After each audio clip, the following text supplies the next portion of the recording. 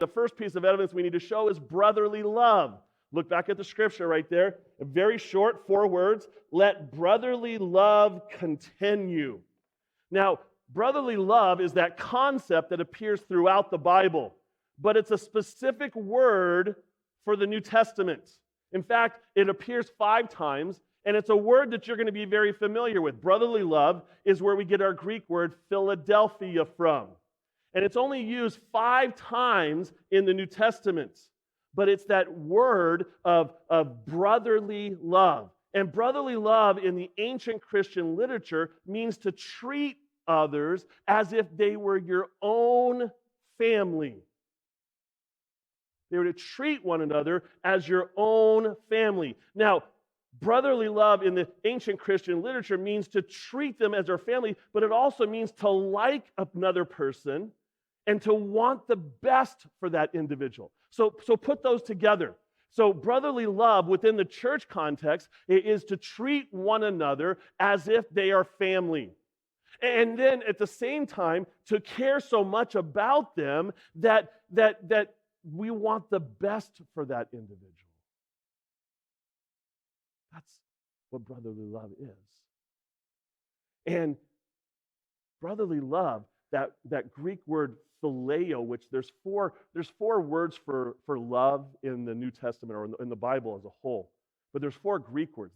The English language sometimes does us a disservice. I mean, one, it gives you a letter or a couple letters together, and there's like 5 different ways to pronounce those things, depending on what the word is. But the other thing that they do is that they lop all of these things into one word. And so we have one word for love. And that could be loving your wife. It could be loving ice cream. All right? The Greek word has 4 words. And the brotherly love one is phileo. They have several other ones that I don't want to get into right now, but what we're talking about is that phileo type of love. And it's to love one another as if they're a part of one's family. That's what the writer of Hebrews, that's what his picture was for the church, and he wanted the Hebrews not to kind of disband, but he wanted them to continue to push in and to love one another. And that's convicting because oftentimes we don't go beyond being nice at church. We don't break beyond those barriers. We kind of keep people at arm's length. But we need to do 2 things when it comes to brotherly love. We need to treat one another as if they were family, a godly family, okay? Because if we talk about our own family context, that could open up a whole can of worms. But I'm talking about a godly family right here. But then also, too, to like that person where you want the best for the individual. I don't know about you, but that's convicting. And that word phileo is sometimes means in the New Testament, it means to literally to kiss.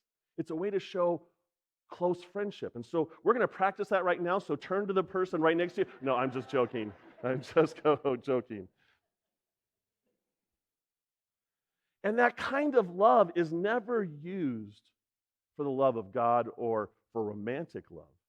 He's speaking of brotherly love in the context of the church, the community of believers. And that's how we should be treating one another. In fact, Jesus says, the world will know of your love for me by your love for one another. And that's what the church is called to. We are called to love one another. And I like what Paul says in Romans chapter 12, verse 10. He says, love one another with brotherly affection.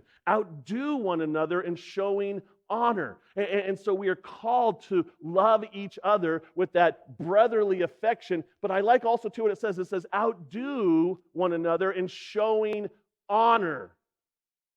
Or as Paul says in Philippians, he says, to think of others more highly than yourself.